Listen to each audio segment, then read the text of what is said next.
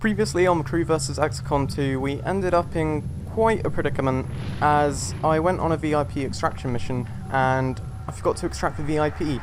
I kind of knocked him out after getting two of my soldiers killed, forgot to pick him up, and now the enemy is coming in next turn and I have two troops left. They're both on low health and I put it to my viewers as to whether or not I should try and extract the VIP or leave and make this mission all for nothing. The response was generally both.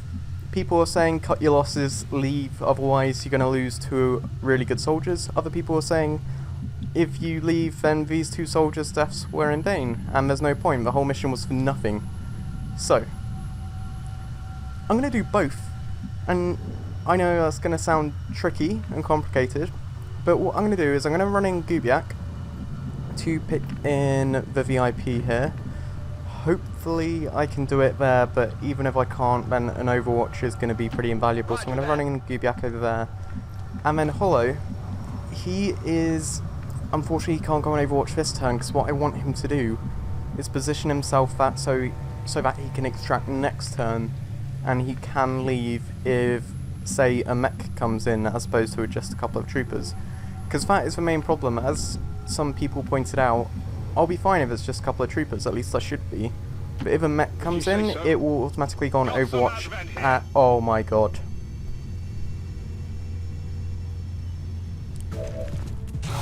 Okay, that is something absolutely nobody anticipated. I didn't actually kill all the enemies on the level. So, oh gosh. This just got a whole lot more... well, it didn't get more complicated, it got more easy. Fuck extracting the VIP. In fact, no, I suppose the enemy being over here doesn't actually change anything. Yes, it does. I'm flanked. Or rather, Hollow is flanked. I was going to take a shot on the officer, and then hope the sectoid doesn't do anything, but if that sectoid mind controls me or panics me, then Hollow's straight up dead, especially with these guys coming in. Hollow's extraction is coming a turn early, and I've already moved Gubiak in, so he's going to have to go ahead with plan get the hell out of there. I'm going to have to pick up the unit which will reduce his movement. Next turn I should be able to run for the extraction point, but you know what, I might be able to do this. The enemies are over here, so if I run Gubiak here, he should be fine. And the officers won't shoot after coming in, they'll probably hunker down. It's if a mech comes in that there are going to be problems, because the mech will go on Overwatch. So it's going to be interesting to see how it goes down. Hollow is now safe, and Gubiak is the one at risk, but he's got the VIP, so Gubiak will be renowned as a legend if he pulls this off. But here come in the Advent Troopers, and I think it was 3 officers. I don't think I saw a mech. No, it's 1 commander and 2 of the officers. So I think I'm fine. I don't think any of them are going on Overwatch, which means Gubiak will be able to evacuate. And that went really well, and this mission was actually for something. I might be calling it too soon, but they're going to run, and are they going to hunker down? None of them are going to take shots, right? But I actually did it.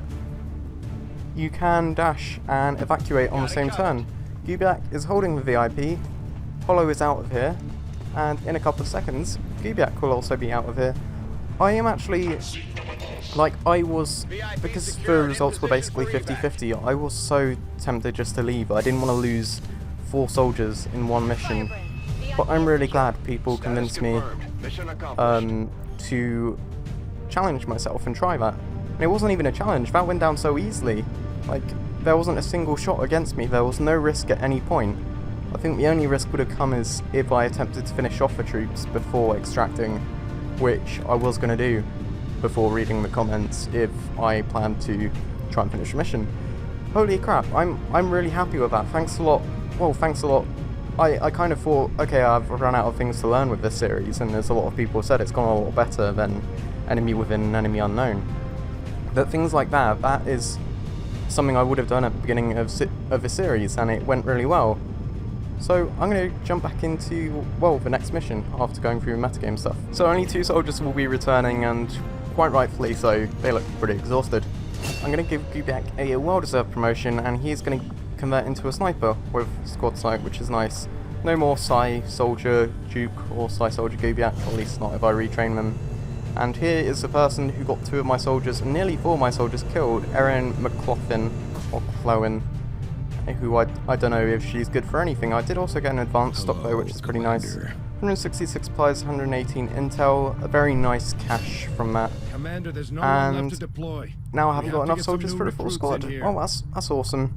But I'm afraid I am gonna have to work out what the hell I'm doing now, because that kind of put me on tilt. Okay, that debris will be cleared in 1 day, and then I can build a guerrilla warfare facility there. That's a cross between the guerrilla thing and the warfare center. They're 2 different things. I'm going to build the guerrilla one there, though, based on recommendations.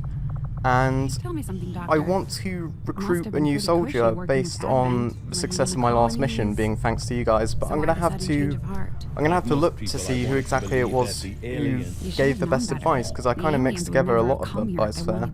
How I might have to get 2 recruits in for how helpful you guys were, and it would only be fair. But I've just seen there is a soldier award for this firefight, so maybe this soldier can be the replacement and the hero who saved me in my last mission, which is going to be based off the comments and who actually gave the most help there, because as I said, I pieced together lots of things, so I'm going to have to see who actually helped the most. Okay, so my microphone disconnected and I lost a lot of audio there, but basically what happened is a few things came up, I did some research, and I got the ranger, who I'm going to name after the hero who saved me last time.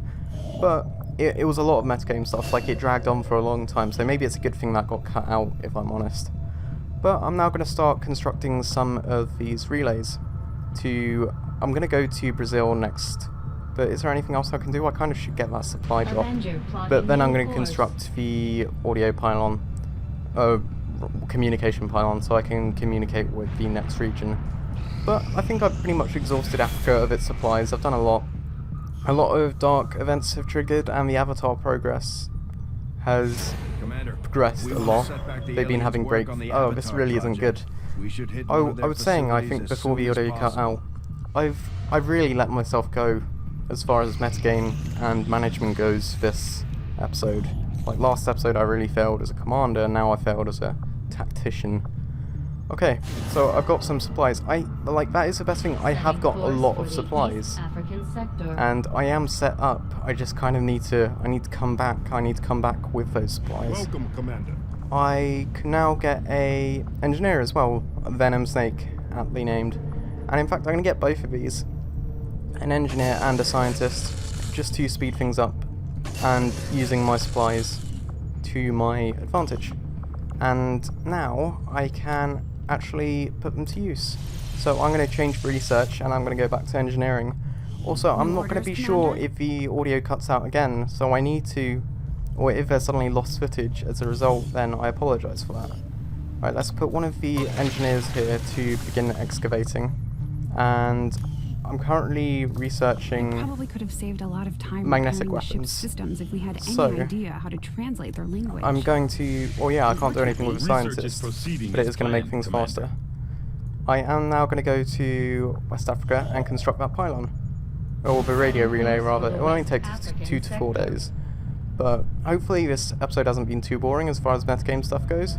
And in fact, seeing as it was also the end of the last episode, and my mic is unreliable right now, I might have to just call this an episode like the end of the last one, and all the metagame stuff from this one, because I don't want it cutting out as I'm mid-mission. So I'm sorry, that is a bit of a cop-out, but it is so I don't get halfway through mission only to find out I haven't actually recorded any audio. So hopefully you can agree that is the right decision, but next episode is going to be a Black Site Retaliation. Let me know what soldiers you want me to bring along, I'll show you who's available. Okay, there's nobody else actually available. But I need to rename Jack Harrington to the hero from the comments. And I'm not sure what I'll do in ways of appearance, because obviously I don't know what the people in the comments look like. But this will be named after one of you guys next time. Well, where is he? Jack Harrington. This guy will be named after one of you guys next time, so look forward to that. In fact, the best thing I can do is give him a helmet.